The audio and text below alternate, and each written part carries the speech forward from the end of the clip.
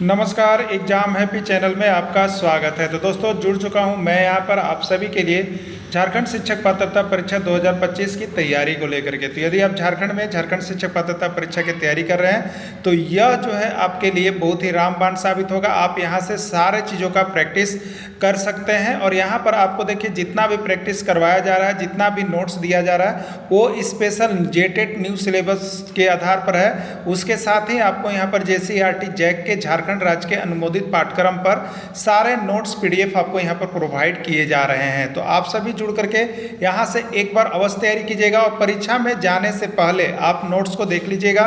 2 दिन 4 दिन भी बचा हुआ है तो आप यह अवश्य समझिएगा कि आपके यहाँ पर इस PDF से पूरा के पूरा प्रश्न हूबहू छपने वाला है, क्योंकि JCERT जैक का बना हुआ है। आप बाहर का कोई भी प्रैक्टिस सेट लेके पढ़ रहे हो उसके बावजूद भी यहाँ से नोट्स लेकर के पढ़ना आप नहीं भूलिएगा।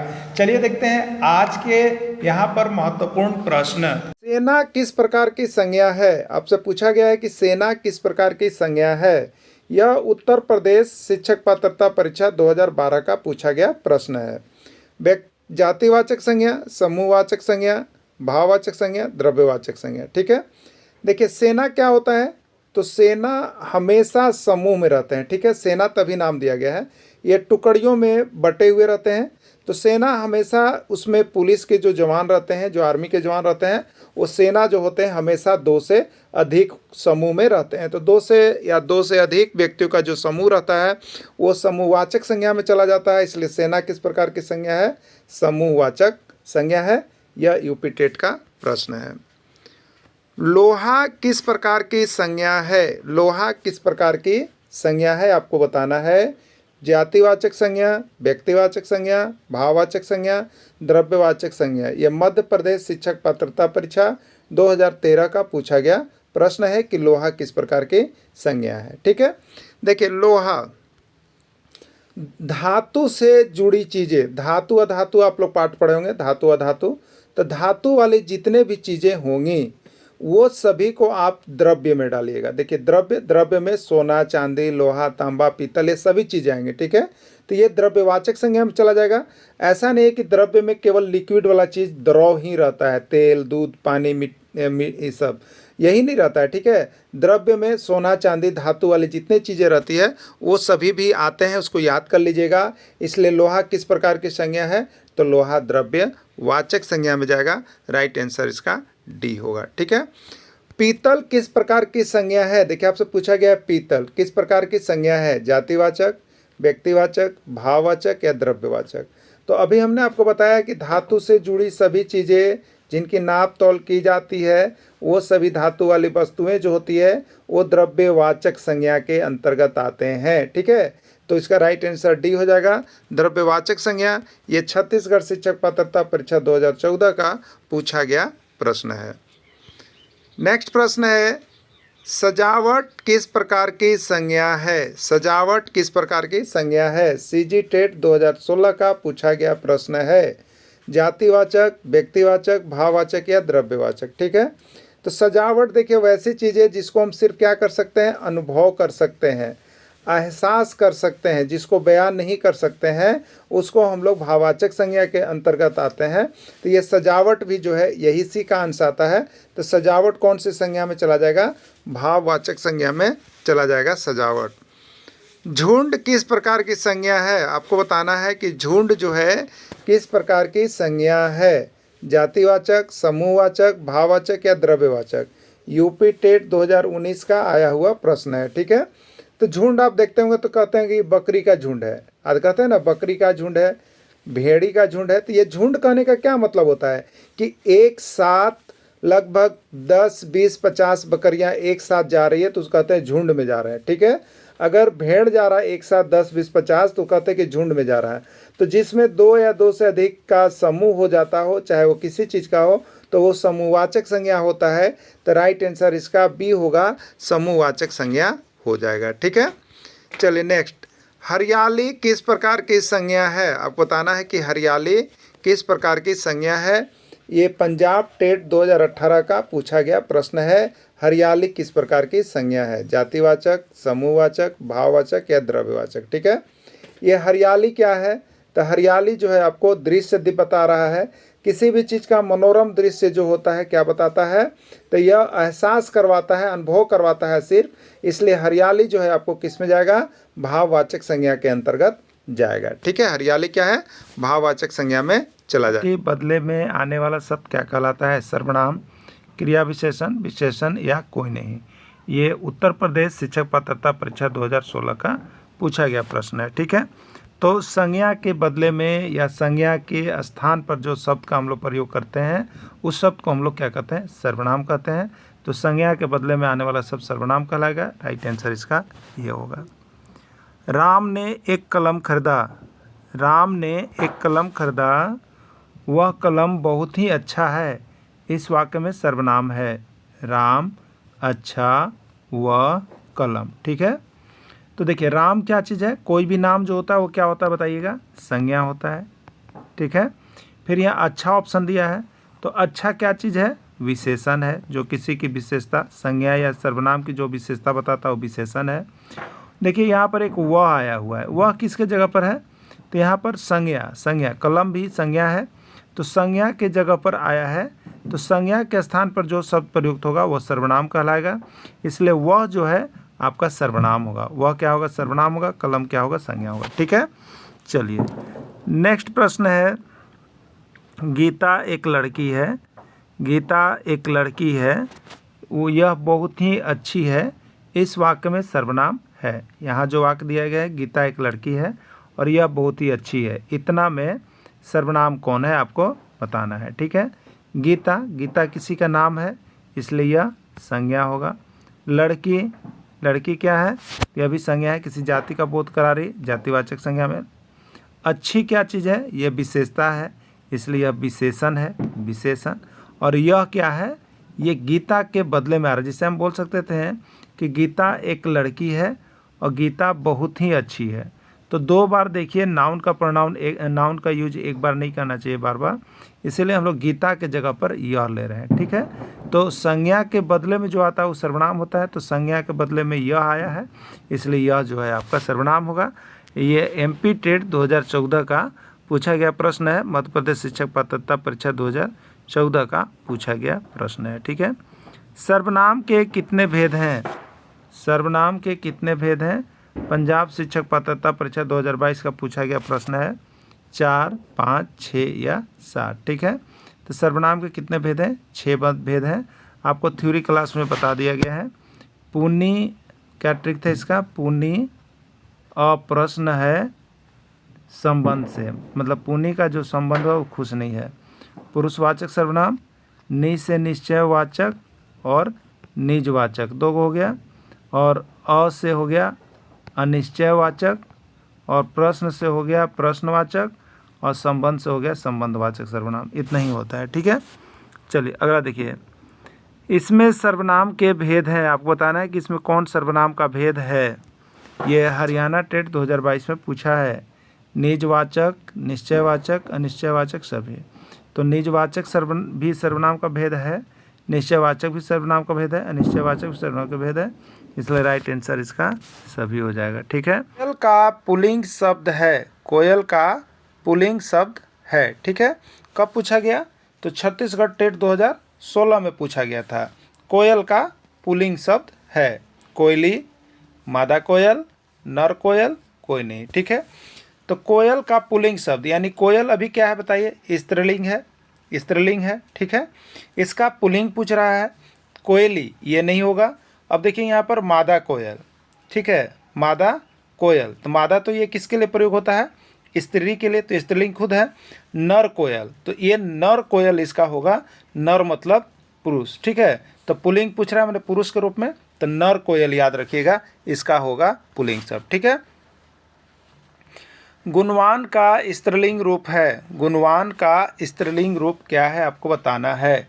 MP टेट 2015 का पूछा गया प्रश्न है, मध्य प्रदेश शिक्षक पात्रता परीक्षा में 2015 में पूछा गया है। गुणवानी, गुणवती, गुणवानमती, कोई नहीं। गुणवान का स्त्रीलिंग रूप क्या है। ठीक है, गुणवान क्या है, पुल्लिंग है, गुणवान का स्त्रीलिंग रूप क्या हो जाएगा, तो गुणवान का स्त्रीलिंग रूप गुणवती होगा। क्या होगा, गुणवती इसका पुल्लिंग रूप, स्त्रीलिंग रूप हो जाएगा। नेक्स्ट है बलवान का स्त्रीलिंग शब्द क्या होगा। बलवान का स्त्रीलिंग शब्द क्या होगा। बलवानी, बलवानमती, बलमती, बलवती। ठीक है, क्या होगा। ठीक है, तो बलवान का स्त्रीलिंग रूप क्या होगा। ये उत्तराखंड टेट 2018 का पूछा गया प्रश्न है। तो बलवान का स्त्रीलिंग रूप जो है आपका बलवती हो जाएगा। ठीक है, क्या हो जाएगा, बलवती। बुद्धिमान का स्त्रीलिंग शब्द क्या होगा। बुद्धिमान का स्त्रीलिंग शब्द क्या होगा।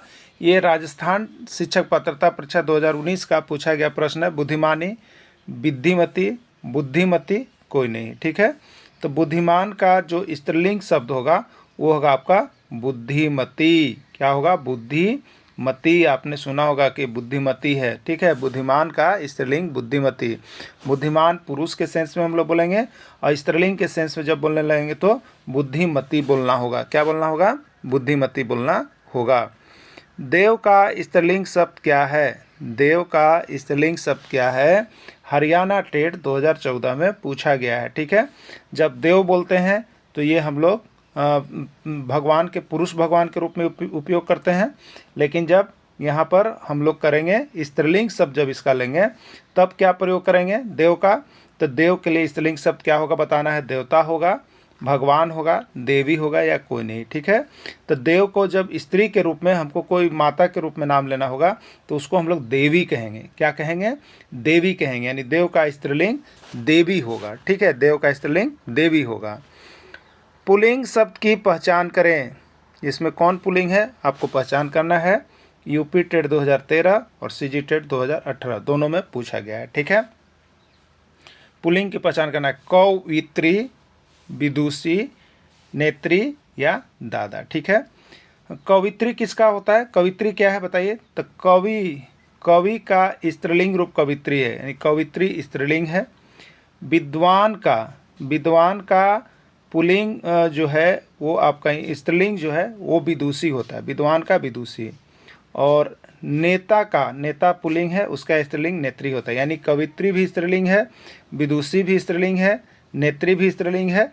अब एक बच्चा दादा, तो दादा पुल्लिंग है और इसका स्त्रीलिंग दादी होता है। ठीक है, तो दादा पुल्लिंग है, तो आपको पुल्लिंग शब्द का पहचान करने के लिए बोला गया है। तो राइट आंसर इसका डी हो जाएगा, दादा। कारक के कितने भेद हैं। कारक के कितने भेद हैं। 4, 6, 8 या 10। ठीक है, ये उत्तर प्रदेश शिक्षक पात्रता परीक्षा 2012 में पूछा गया प्रश्न है। कारक के कितने भेद हैं। ठीक है, कारक के कितने भेद हैं। तो कारक के 8 भेद होते हैं। कारक के कितने भेद होते हैं, 8 भेद होते हैं। इसकी थ्योरी क्लासेज में आपको हमने बताया है, याद करने के लिए ट्रिक बताया है। क्या बताया था, आपको अधिक शंका है। क्या बताया था हमने, आपको अधिक शंका है। ठीक है, यही बताए थे। आपसे था देखिए आपादान कारक, अधिक से था देखिए अधिकरण कारक, और शंका है। ठीक है, यही चीज लिखा हुआ है, शंका ना। ये संग से 3 चीज हो जाएगा। संग से संबंध कारक, संबोधन कारक, ठीक है, और स से संप्रदान कारक। स से 3 को हो गया और क वाले से भी 3 को होगा। कर्ता कारक, कर्म कारक और करण कारक। ठीक है, तो 3, 3, 6 और 2 शुरू बार हुआ 8 हो गए। ठीक है, तो आपको अधिक शंका है, याद रख लीजिएगा। यहाँ से आपको कारक का भेद कभी भी नहीं भुलाइएगा। ठीक है, चलिए देखिए यहाँ पे अगला प्रश्न है। राम ने पत्र लिखा। राम ने पत्र लिखा कौन सा कारक है आपको बताना है। कर्ता कारक, कर्म कारक, करण कारक, अपादान कारक। मध्य प्रदेश शिक्षक पात्रता परीक्षा 2014 में पूछ दिया गया है। राम ने पत्र लिखा कौन सा कारक है। ठीक है, देखिए यहाँ पे कारक का विभक्ति चिन्ह आपको पता होगा। ने जो विभक्ति चिन्ह होता है वो किसके लिए होता है, तो कर्ता कारक के लिए। कर्ता कारक का विभक्ति चिन्ह ने होता है। ठीक है, और राम ने पत्र लिखा, राम के बारे में बता रहा है तो बताया जाता है, तो वह देखिए होता है कर्ता कारक। कौन सा कारक होता है, कर्ता कारक। राम ने पत्र लिखा कौन सा कारक है, कर्ता कारक है। ठीक है, कर्ता कारक का विभक्ति चिन्ह है। कर्ता कारक का विभक्ति चिन्ह है। कब पूछा गया, देखिए सीजी टेट यानी छत्तीसगढ़ शिक्षक पात्रता परीक्षा 2016 में पूछ दिया है कि कर्ता कारक का विभक्ति चिन्ह क्या होता है। ने होता है, में पर होता है, को होता है, से होता है। ठीक है, तो कर्ता कारक का विभक्ति चिन्ह क्या होता है, ने, यानी कर्ता ने होता है। कर्ता कारक का विभक्ति चिन्ह ने होता है। राइट आंसर इसका ए हो जाएगा। कर्म कारक का विभक्ति चिन्ह है, कर्म कारक का विभक्ति चिन्ह क्या होता है, यू टेट 2020 उत्तराखंड शिक्षक पात्रता परीक्षा 2020 का है। कर्म कारक का विभक्ति चिन्ह क्या होता है, ने, को, से, के लिए। ठीक है, तो क्या आपका था, कर्ता ने, कर्ता का विभक्ति चिन्ह ने है। कर्म को, कर्म कारक का विभक्ति चिन्ह को है। ठीक है, तो यहाँ पे कर्म कारक का विभक्ति चिन्ह आपसे पूछा है कि क्या होगा, तो राइट आंसर बी हो जाएगा, को होगा। करण कारक का विभक्ति चिन्ह है, करण कारक का विभक्ति चिन्ह क्या है आपको बताना है। मध्य प्रदेश शिक्षक पात्रता परीक्षा 2015 का आया हुआ प्रश्न है कि करण कारक का विभक्ति चिन्ह क्या है। से होता है, के द्वारा होता है, ए और बी दोनों होगा, या कोई नहीं। ठीक है, तो करण कारक का विभक्ति चिन्ह क्या होता है, से भी होता है और के द्वारा भी होता है, यानी दोनों होगा, से भी होगा, के द्वारा भी होगा, यानी राइट आंसर इसका सी होगा, ए और बी दोनों हो जाएगा। ठीक है, चलिए, राम बाजार बाइक से जाता है, कौन सा कारक है, राम बाजार बाइक से जाता है, कौन सा कारक है। हरियाणा टेट 2018 का पूछा गया प्रश्न है कि राम बाजार बाइक से जाता है, कौन सा कारक होगा, कर्ता कारक, कर्म कारक, करण कारक, अपादान कारक। ठीक है, देखिए आपको हमने बताया था कि यदि कोई भी काम किसी साधन से किया जाता है, किसी साधन से किया जा रहा है, अगर वहाँ पर कोई साधन से काम हो रहा है और वहाँ पे से आया है, अगर वहाँ पे से आया है तो यह से का प्रयोग करण कारक के लिए किया गया है। किसके लिए किया गया है, करण कारक। कोई भी साधन से यदि आप काम करते हैं तो वह से आ रहा है, अगर विभक्ति चिन्ह कोई साधन से काम करने में या किसी के द्वारा हम काम कर रहे हैं, अगर विभक्ति चिन्ह वहाँ पर से आ रहा है या के द्वारा आ रहा है तो यह करण कारक में जाएगा। किस में जाएगा, आपका करण कारक में चला जाएगा। तो राम बाजार बाइक से जाता है, देखिए राम बाजार बाइक से जाता है, बाजार जाने का साधन राम के लिए क्या है, बाइक, यानी कोई साधन से यदि कोई काम हो रहा है और विभक्ति चिन्ह वहाँ पर से आ रहा हो तो आपको क्या करना है, तो आपको वही चीज़ यहाँ पे करण कारक के लिए से का प्रयोग करना है। अगला प्रश्न है, राधिका परीक्षा पेन से लिखती है, कारक का नाम बताइए। ठीक है, राधिका परीक्षा पेन से लिखती है, परीक्षा में लिखने का साधन क्या है, पेन है, यानी परीक्षा पेन के द्वारा लिखा जा रहा है, तो यहाँ पे साधन के रूप में पेन आ रहा है, तो पेन के लिए यहाँ पर जो विभक्ति चिन्ह से का प्रयोग किया गया है वो कर्ण कारक का होगा। नहीं तो से और भी कारक का विभक्ति चिन्ह होता है, लेकिन से का प्रयोग यदि हुआ है और वहाँ किसी साधन से काम किया जा रहा है तो वहाँ पर से के लिए आपको कर्ण कारक का प्रयोग करना होगा। ठीक है, किसका करना होगा, कर्ण कारक के आप नाम बताएंगे। नेक्स्ट प्रश्न है, सौरभ आटा मशीन से बनाता है। देखिए आटा बनाता है सौरभ, कौन चीज़ से, कोई साधन है, मशीन उसके पास है, मशीन से बनाता है। ठीक है, तो यहाँ पे साधन के रूप में से विभक्ति चिन्ह आया है जरूर, लेकिन यहाँ पर साधन के रूप में आया है कि आटा बनाता है, तो आटा बनाने का साधन उसके पास क्या है, मशीन है। तो जिसमें किसी साधन का प्रयोग किया गया है और उसके द्वारा या उससे काम हो रहा है तो वह कर्ण कारक है, जिसमें विभक्ति चिन्ह से आया है, ये कर्ण कारक के लिए प्रयोग होगा। चलिए नेक्स्ट है, रमेश टोकरी बांस से बनाता है, टोकरी बांस से बनाता है, कौन सा कारक है।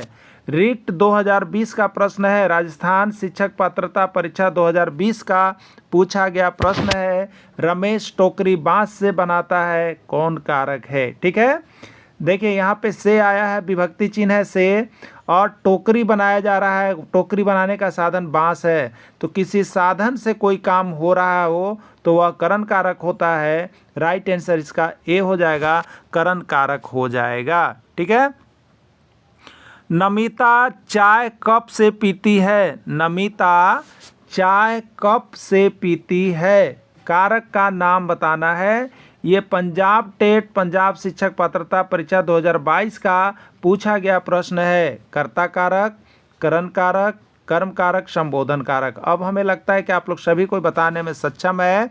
यहाँ पर विभक्ति चिन्ह से है और इसका प्रयोग किसी साधन के रूप में किया गया है। चाय पीने का साधन कौन सा है? कप है। तो जिसमें किसी साधन से कोई काम किया जा रहा हो तो उसको सीधे आप लोग करण कारक में प्रयोग कीजिएगा। इससे को करण कारक के लिए लीजिएगा।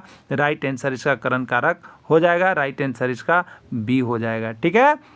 सीता पेन के द्वारा पत्र लिखती है। सीता पेन के द्वारा पत्र लिखती है, कारक का नाम बताना है। हरियाणा टेट 2024 का पूछा गया प्रश्न, लेटेस्ट है। ठीक है। सीता पेन के द्वारा पत्र लिखते हैं। आपको बताते हैं हरियाणा में और यूपी में सबसे ज़्यादा अभी तक का शिक्षक पात्रता परीक्षा कंडक्ट होता है। ठीक है। तो सीता पेन के द्वारा पत्र लिखते हैं, कौन सा कारक है? कर्ता कारक, संबंध कारक, करण कारक, संबोधन कारक। ठीक है। देखिए यहाँ पर विभक्ति चिन्ह क्या है? के द्वारा, यानी पत्र लिखने का साधन क्या है? पेन है। तो जिसमें पत्र साधन के द्वारा या कोई काम साधन के द्वारा हो रहा है तो वो आपको करण कारक में जाएगा। राइट आंसर इसका सी हो जाएगा, करण कारक हो जाएगा। ठीक है। चलिए अगला, संप्रदान कारक का विभक्ति चिन्ह है। संप्रदान कारक का विभक्ति चिन्ह है। ठीक है। के, ने, कौन, के लिए। ठीक है। तो संप्रदान कारक का विभक्ति चिन्ह के लिए होता है। ये पंजाब टेट 2021 का पूछा गया प्रश्न है। ठीक है। नमिता अपनी माँ के लिए कार खरीदी, कौन सा कारक है? नमिता अपनी माँ के लिए कार खरीदी, कौन सा कारक है? यूपी टेट 2020 का पूछा गया प्रश्न है। ठीक है। देखिए जिस वाक्य में लगे कि किसी को कुछ दान दिया जा रहा है या किसी को कुछ दे रहे हैं, आप आदान प्रदान कर रहे हैं, लेन देन कर रहे हैं, तो वो संप्रदान कारक होता है। याद रखिएगा, किसी से कुछ भी लेन देन आप कर रहे हैं, किसी को कुछ भी दे रहे हैं, वो संप्रदान कारक में जाएगा। संप्रदान का मतलब ही होता है आदान प्रदान। ठीक है। जिसके लिए विभक्ति चिन्ह के लिए का प्रयोग हम लोग करते हैं। क्लियर हो जाएगा।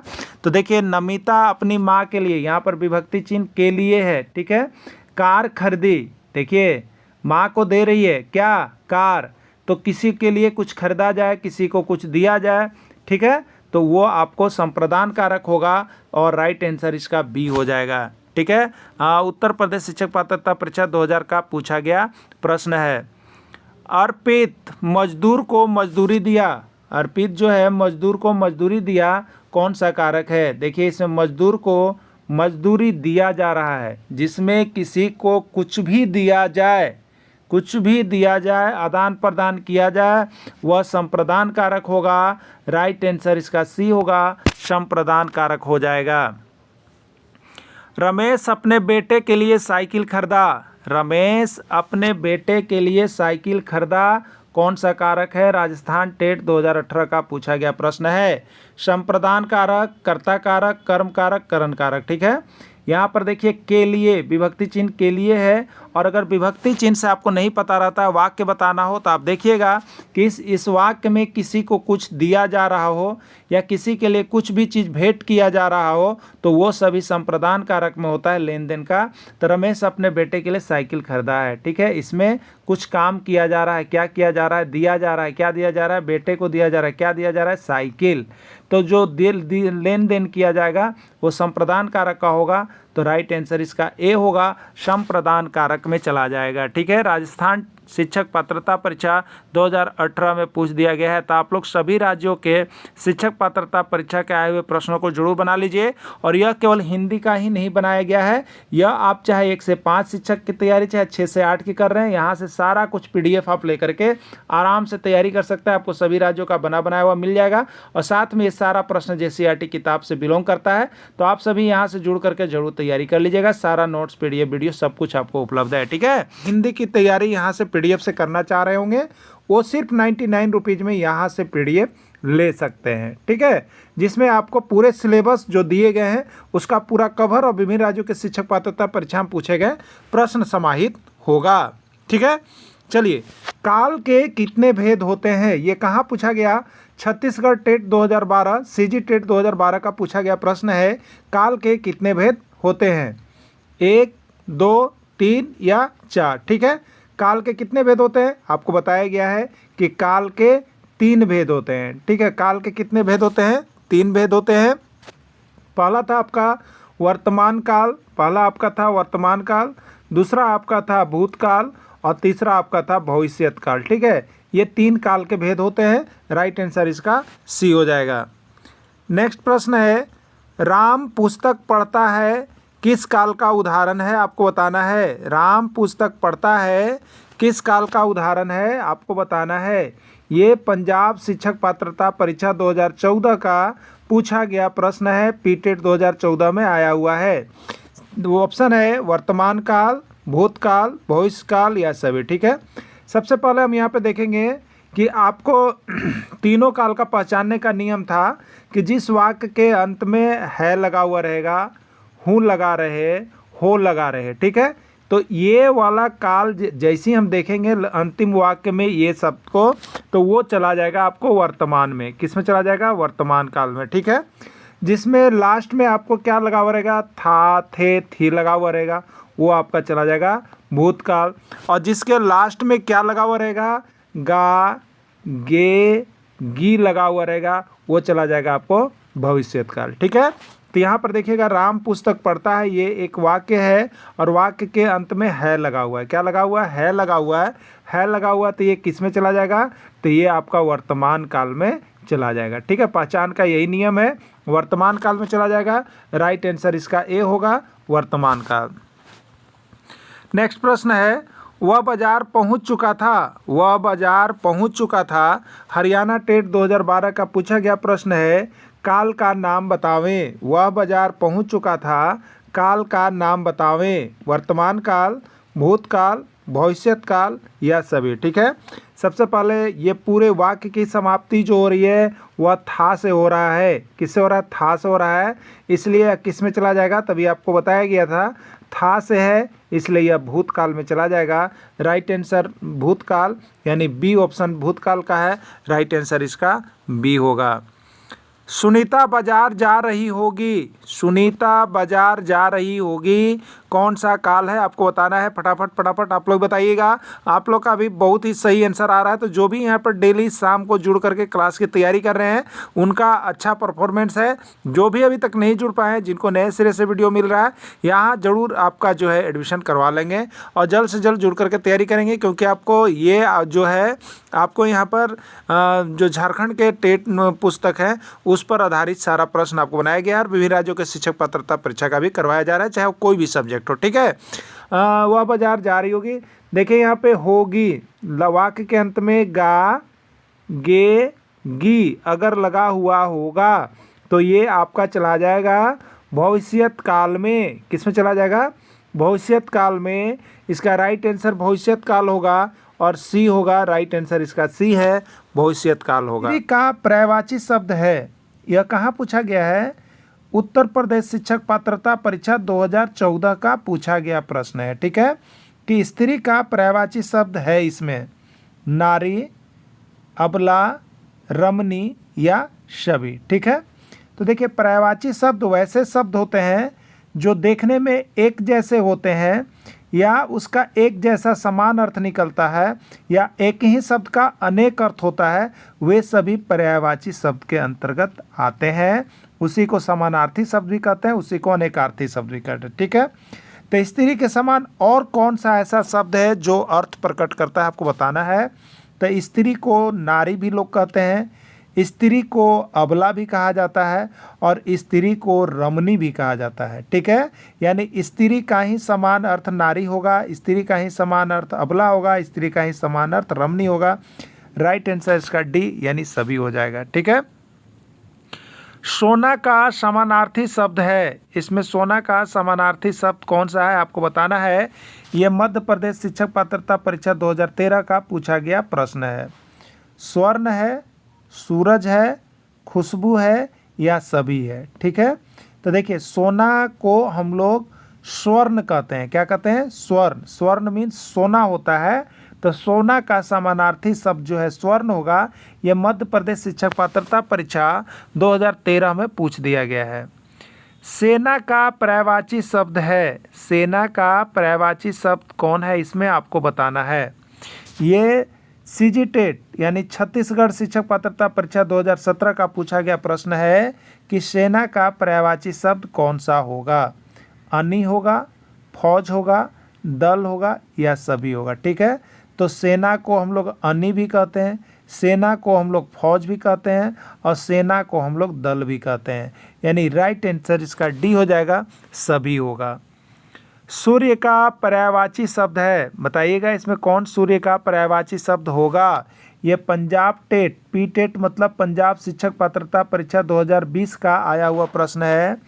सूरज, रवि, भास्कर या सभी। ठीक है, तो सूर्य को ही सूरज भी कहा जाता है, सूर्य को ही रवि भी कहा जाता है, सूर्य को ही भास्कर भी कहा जाता है। ठीक है, यानी इसमें सूर्य का पर्यायवाची शब्द सूरज भी होगा, रवि भी होगा, भास्कर भी होगा।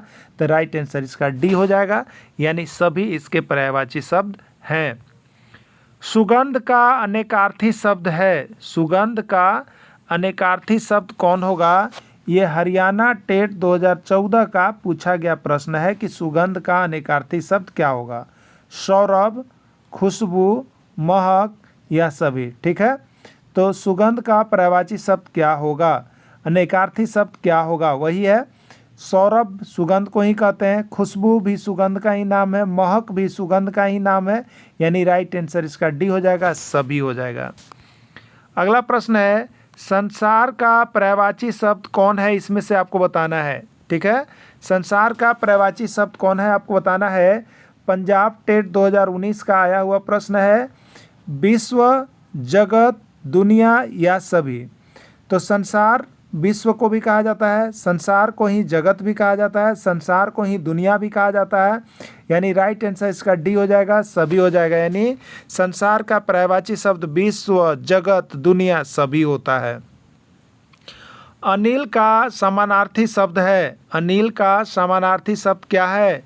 ये छत्तीसगढ़ टेट 2015 का पूछा गया प्रश्न है। ठीक है, हवा होगा, वात होगा, मरुत होगा या सभी होगा। ठीक है, तो अनिल को हवा भी कहा जाता है, अनिल को वात भी कहा जाता है, अनिल को मरुत भी कहा जाता है। यानी राइट आंसर डी, यानी राइट आंसर का सभी होगा। सीजी टेट 2015 का पूछा गया प्रश्न है। हाथ पांव मारना मुहावरा का अर्थ क्या है। हाथ पांव मारना मुहावरा का अर्थ क्या है। उत्तर प्रदेश शिक्षक पात्रता परीक्षा 2014 का पूछा गया प्रश्न है। ठीक है, प्रयत्न करना, हार मान लेना, बहुत तेज दौड़ना या आरंभ करना। ठीक है, तो हाथ पांव मारना मतलब होता है बहुत अधिक प्रयत्न करना, प्रयास करना। ठीक है, हाथ पांव मार रहा है यानी आदमी ट्राई कर रहा है, प्रयत्न कर रहा है। राइट आंसर इसका ए हो जाएगा। ठीक है, चलिए, श्री गणेश करना मुहावरा का अर्थ है। श्री गणेश करना मुहावरा का अर्थ क्या होगा आपको बताना है। ये सीजी टेट 2018 छत्तीसगढ़ शिक्षक पात्रता परीक्षा 2018 का पूछा गया प्रश्न है। आदर करना, माफ़ करना, प्रारंभ करना या प्रभाव स्वीकार करना। ठीक है, तो श्री गणेश करना तो उसका मतलब होता है प्रारंभ करना, शुरू करना, आरंभ करना। ठीक है, तो बहुत बात में देखता हूँ कहते हैं चलिए आप श्री गणेश कीजिए, मतलब शुरुआत कीजिए या प्रारंभ कीजिए या आरंभ कीजिए। ठीक है, कुछ भी हो सकता है, लेकिन यहाँ के अनुसार जो राइट आंसर है वो आपका सी हो जाएगा, प्रारंभ करना। मुट्ठी गर्म करना मुहावरा का अर्थ है। मुट्ठी गर्म करना मुहावरा का सही अर्थ क्या है आपको बताना है। ये मध्य प्रदेश शिक्षक पात्रता परीक्षा 2021 का पूछा गया प्रश्न है। खूब पिटाई करना, मुट्ठी रगड़ना, मुट्ठी में लोहा देना या रिश्वत देना। ठीक है, तो एक बात आप लोग सुने होंगे कि आज उसका मुट्ठी गर्म हो गया है, मतलब वह रिश्वत लिया है। ठीक है, तो कोई मुट्ठी गर्म करता है मतलब रिश्वत दे करके मुट्ठी गर्म किया जाता है। तो मुट्ठी गर्म करने का मतलब होता है रिश्वत देना। क्या करना है, रिश्वत देना, घूस देना, ये होता है मुट्ठी गर्म करने का सही अर्थ मुहावरा का। ठीक है, तो रिश्वत देना होगा, राइट आंसर इसका डी हो जाएगा। माथा ठनकना, माथा ठनकना मुहावरा का सही अर्थ है। माथा ठनकना मुहावरा का सही अर्थ क्या है बताना है। तेज दर्द, शक हो जाना, पागल होना या सभी। ठीक है, माथा ठनकना मुहावरा का सही अर्थ क्या है। तेज दर्द होना, शक हो जाना, पागल हो जाना या सभी। ठीक है, तो माथा ठनकना का यहाँ मुहावरा का जो सही अर्थ होता है वो होता है शक हो जाना। ठीक है, कभी कभी आपको लगता है कि मेरा तो माथा ठनक गया, यानी आप उस पर हमेशा विश्वास कर रहे थे और कोई झूठा बात उसका पकड़ा गया, तो अब आपको उन सारी बातों पर माथा ठनक रहा है, मतलब शक हो रहा है कि सही है कि नहीं है। ठीक है, हरियाणा टेट 2021 का पूछा गया प्रश्न है। पारा उतरना मुहावरा का सही अर्थ है। पारा उतरना मुहावरा का सही अर्थ क्या होगा? बुखार खत्म होना, तापमान कम होना, गुस्सा शांत होना या कोई नहीं। उत्तर प्रदेश शिक्षक पात्रता परीक्षा 2017 का आया हुआ प्रश्न है। ठीक है, एक का आप लोग सुनते हो कि पारा गर्म होना मतलब दिमाग गर्म होना, क्रोध होना। ठीक है, और एक होता है पारा उतरना, मतलब क्या होता है? पारा उतर गया मतलब गुस्सा जितना था वो शांत हो गया। गुस्सा शांत हो गया मतलब अब उसका पारा उतर गया। अगर किसी को 4 पटकन मारना था तो मार दिया, उसके बाद क्या हो, उसका गुस्सा शांत हो गया। ठीक है, तो पारा उतरना मतलब गुस्सा शांत होना होता है।